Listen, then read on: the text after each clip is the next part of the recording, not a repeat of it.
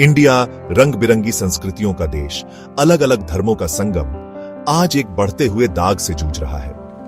2014 से असहिष्णुता की एक लहर उठी है जिसने देश के मुस्लिम समुदाय पर एक काला साया डाल दिया है। नफरत के अपराध जो कभी छिटपुट होते थे और जिनकी निंदा की जाती थी, अब आम हो गए हैं। डर और असुरक्षा का माहौल उस समुदाय पर छा गया है जो लंबे समय से भारत को अपना घर कहता आया है। ये सिर्फ आंकड़ों की बात नहीं है, उन स्टैटिस्टिक्स की बात नहीं है जो ठंडे दिल से दुखों को गिनते हैं। ये एक बुनियादी अधिकार के खत्म होने की बात है। बिना डरे जीने का अधिकार, बिना किसी परसिक्यूशन के अपने धर्म का पालन करने का अधिकार, सम्मान और समानता के साथ जीने का अधिकार। ये भारत की आत्मा की बात है। एक ऐसा राष्ट्र जो सेक्युलरिज्म और टॉलरेंस के सिद्धांतों पर बना है, धीरे धीरे टूट रहा है। भारत में मुसलमानों के खिलाफ नफरत के अपराधों में बढ़ोतरी को नकारा नहीं जा सकता। ये राष्ट्र के ज़मीर पर एक नासूर घाव है। शांति की नाजुकता और मानवता के खुद के ही खिलाफ हो जाने की क्षमता की एक कठोर याद दिलाता है। हमें इस अंधेरे का सामना करना होगा, नकार कर नहीं, बल्कि खुली आंखों और दृढ़ दिलों से। चुप रहने का समय बहुत पहले बीत चुका है, अब एक्शन लेने का समय है। शब्दों में ताकत होती है। ये ब्रिजेस बना सकते हैं और समझ को बढ़ावा दे सकते हैं, या ये नफरत भड़का सकते हैं और फूट डाल सकते हैं। भारत में नफरत की भाषा रोजमर्रा की बातचीत में घुसपैठ कर रही है। नेता और धार्मिक गुरु भड़काऊ बातें कर रहे हैं, मुसलमानों को डिमोनाइज कर रहे हैं। ये बातें असल जिंदगी में बुरे कॉन्सिक्वेंसेस लाती हैं। इंटरनेट और सोशल मीडिया नफरत भरे भाषणों के ब्रीडिंग ग्राउंड्स बन गए हैं। हमें नफरत भरे भाषणों का विरोध करना होगा। भारत में हिंदू राष्ट्रवाद का उदय मुसलमानों के खिलाफ हिंसा में वृद्धि के साथ हुआ है। गौरक्षा के नाम पर हिंसा एक भयानक सच्चाई बन गई है। लिंचिंग ने बेकसूर लोगों की जान ली है और समुदायों को डर में जीने पर मजबूर कर दिया है। ये अलग थलग घटनाएं नहीं हैं, ये एक गहरी बीमारी के लक्षण है। अपराधियों को सजा से बचने का एहसास होता है। जुनैद और नासिर की हत्या नफरत की मानवीय कीमत की याद दिलाती है। उनका अपराध एक मुस्लिम होना था। परवाना की तस्वीर हमारी सामूहिक विफलता का आरोप है। ये सिर्फ आंकड़े नहीं है, ये मानव जीवन है, दुखद रूप से खत्म हो गए। हमें उनकी मौत को व्यर्थ नहीं जाने देना चाहिए। हमें न्याय की मांग करनी चाहिए, नफरत के सभी पीड़ितों के लिए। मुस्लिम विरोधी हिंसा के बढ़ते ज्वार पर भारत सरकार की प्रतिक्रिया बेहद अपर्याप्त रही है, जो चुप्पी, इनकार और कभी कभी तो मिलीभगत से भी चिह्नित है। पुलिस की निष्क्रियता, जो अक्सर अपराधियों के साथ मिलीभगत की हद तक होती है, ने उग्रवादियों को और भी बढ़ावा दिया है और दंड से मुक्ति का माहौल बनाया है। मुस्लिमों की संपत्तियों का विध्वंस अक्सर अवैध निर्माण की आड़ में एक भयावह रूप से जाना पहचाना तरीका बन गया है। ये विध्वंस उचित प्रक्रिया या कानून के शासन की कम परवाह के साथ किए गए व्यापक रूप से सामूहिक सजा के रूप में देखे जाते हैं, जिसका उद्देश्य मुस्लिम समुदायों को डराना और विस्थापित करना है। जुनैद और नासिर की हत्याओं का एक प्रमुख संदिग्ध मोनू मानेसर का मामला उग्रवादी तत्वों और सत्ता में बैठे लोगों के बीच संबंध का एक स्पष्ट उदाहरण है। हिंसा के कई मामलों में शामिल होने के बावजूद मानेसर गिरफ्तारी से बचता रहा है, यहां तक कि उसे उच्च पदस्थ सरकारी अधिकारियों के साथ भी देखा गया है। यह निष्क्रियता एक खतरनाक संदेश भेजती है। नफरत फैलाने वालों को संकेत देती है कि उन्हें डरने की कोई बात नहीं है, कि वे सत्ता में बैठे लोगों की मौन स्वीकृति से काम करते हैं। भारत सरकार के लेजिस्लेटिव एजेंडा ने मुस्लिम समुदाय के भीतर हाशिए पर जाने और डर की भावना को और बढ़ा दिया है। 2019 में पारित नागरिकता संशोधन अधिनियम को व्यापक रूप से भेदभावपूर्ण माना गया है। गैर मुस्लिम शरणार्थियों को नागरिकता का रास्ता प्रदान करता है, जबकि मुसलमानों को इससे बाहर रखा गया है। यह कानून, जिसे कई लोग भारत के सेक्युलर ताने बाने पर सीधा हमला मानते हैं, ने व्यापक विरोध और अंतरराष्ट्रीय निंदा को जन्म दिया है। इसने भारतीय समाज के भीतर की खाई को और गहरा कर दिया है। लाखों मुसलमानों के लिए डर और अनिश्चितता का माहौल पैदा कर दिया है, जिन्हें अपने ही देश में बेघर होने का डर है। सीएए, राष्ट्रीय नागरिक रजिस्टर जैसी अन्य नीतियों के साथ पर मुसलमानों को हाशिए पर डालने और उनके अधिकार छीनने, उन्हें दूसरे दर्जे के नागरिकों के दर्जे तक सीमित करने के एक बड़े एजेंडे का हिस्सा होने का आरोप लगाया गया है। ये कानून सिर्फ कागज पर लिखे शब्द नहीं है, ये बहिष्कार के साधन हैं जिन्हें नागरिकता का एक पदानुक्रम बनाने, फूट डालो और राज करो के लिए डिजाइन किया गया है। वे भारत के बहुलवादी लोकाचार, विविधता को अपनाने की इसकी लंबे समय से चली आ रही परंपरा के केंद्र पर प्रहार करते हैं।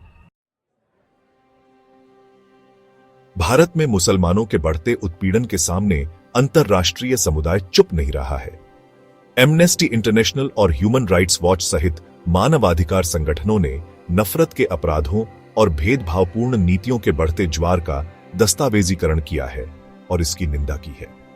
संयुक्त राष्ट्र ने भारत में असहमति के लिए सिकुड़ती जगह और अल्पसंख्यकों को निशाना बनाने पर अपनी चिंता व्यक्त की है। कई पश्चिमी सरकारों ने भारत के मानवाधिकार रिकॉर्ड के जवाब में उस पर प्रतिबंध लगाए हैं। इस अंतरराष्ट्रीय आलोचना पर भारत की प्रतिक्रिया काफी हद तक खारिज करने वाली रही है। आलोचकों पर पक्षपाती एजेंडा रखने और उसके आंतरिक मामलों में दखल देने का आरोप लगाया है। सरकार का कहना है कि वह अपने सभी नागरिकों के अधिकारों की रक्षा के लिए प्रतिबद्ध है, चाहे उनका धर्म कुछ भी हो। हालांकि बयानबाजी और वास्तविकता के बीच का अंतर बहुत बड़ा है। अंतरराष्ट्रीय समुदाय की चिंताओं को केवल हस्तक्षेप के रूप में खारिज नहीं किया जा सकता है। वे स्थिति की गंभीरता का प्रतिबिंब है। भारत के लिए अपनी अंतरराष्ट्रीय प्रतिबद्धताओं को बनाए रखने और अपने सभी नागरिकों के मौलिक अधिकारों की रक्षा करने का आह्वान है। भारत में मुसलमानों का उत्पीड़न केवल शारीरिक हिंसा और भेदभावपूर्ण कानूनों का मामला नहीं है। यह आर्थिक और सामाजिक हाशिए पर जाने के साथ भी गहराई से जुड़ा हुआ है। भारत में मुसलमान औसतन शिक्षा, रोजगार और स्वास्थ्य सेवा तक पहुंच सहित विभिन्न सामाजिक आर्थिक संकेतकों पर अपने हिंदू समकक्षों की तुलना में बदतर स्थिति में है। नौकरी और आवास में भेदभावपूर्ण व्यवहार आम बात है, जिससे मुसलमानों के लिए अवसर और सीमित हो जाते हैं और गरीबी का एक चक्र बना रहता है। सांप्रदायिक दंगों के दौरान मुस्लिमों के स्वामित्व वाले व्यवसायों का विनाश उनकी आर्थिक भेद्यता को और बढ़ा देता है। यह आर्थिक हाशिए पर जाना लाखों मुसलमानों के जीवन पर गहरा प्रभाव डालता है, उन्हें गरीबी और निराशा के चक्र में फंसा देता है। यह आक्रोश और कट्टरता के लिए एक उपजाऊ जमीन बनाता है, जिससे चरमपंथी समूहों के लिए उनकी शिकायतों का फायदा उठाना आसान हो जाता है। असहिष्णुता और हिंसा के मूल कारणों से निपटने के लिए मुसलमानों के आर्थिक और सामाजिक हाशिए पर जाने का समाधान करना महत्वपूर्ण है। समान अवसर पैदा करने और हाशिए पर रहने वाले समुदायों को सशक्त बनाने के लिए सकारात्मक कार्रवाई कार्यक्रमों के साथ समावेशी आर्थिक नीतियों की आवश्यकता है। मुश्किलों का सामना करने के बावजूद भारत के मुसलमान मूक पीड़ित नहीं रहे हैं। उन्होंने अन्याय के खिलाफ आवाज उठाई है, अपने अधिकारों की मांग की है और भेदभावपूर्ण नीतियों को चुनौती दी है। छात्र कार्यकर्ता, मानवाधिकार रक्षक और आम नागरिक सड़कों पर उतरे हैं, सत्ताधारियों को जवाबदेह ठहराने के लिए अपनी जान जोखिम में डाली है।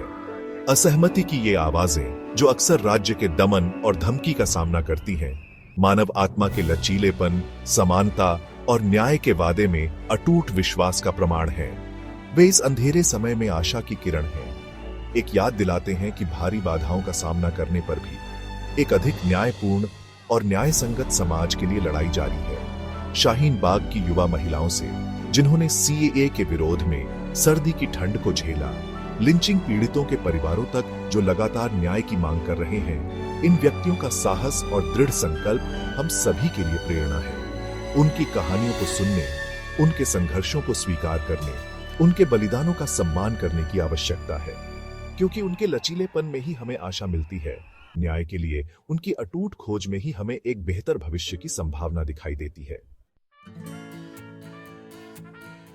भारत एक दौराहे पर खड़ा है। आगे का रास्ता खतरों से भरा है, लेकिन राह बदलने में अभी देर नहीं हुई है।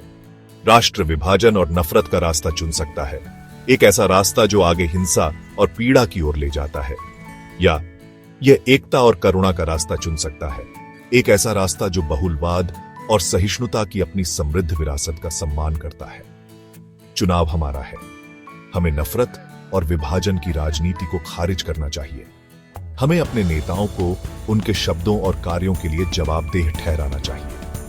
हमें उन लोगों के साथ एकजुटता से खड़ा होना चाहिए जो हाशिए पर हैं और उत्पीड़ित हैं। हमें समावेश की कहानी को पुनः प्राप्त करना चाहिए और एक ऐसा समाज बनाना चाहिए जहां हर नागरिक, चाहे उसका धर्म कुछ भी हो, सम्मान और सुरक्षा के साथ रह सके। हमें अंधेरे को अपने ऊपर हावी नहीं होने देना चाहिए। इसके बजाय आइए आशा की एक मोमबत्ती जलाएं, एक ऐसी मोमबत्ती जो एक अधिक न्यायपूर्ण और न्यायसंगत भारत की ओर मार्ग को रोशन करे।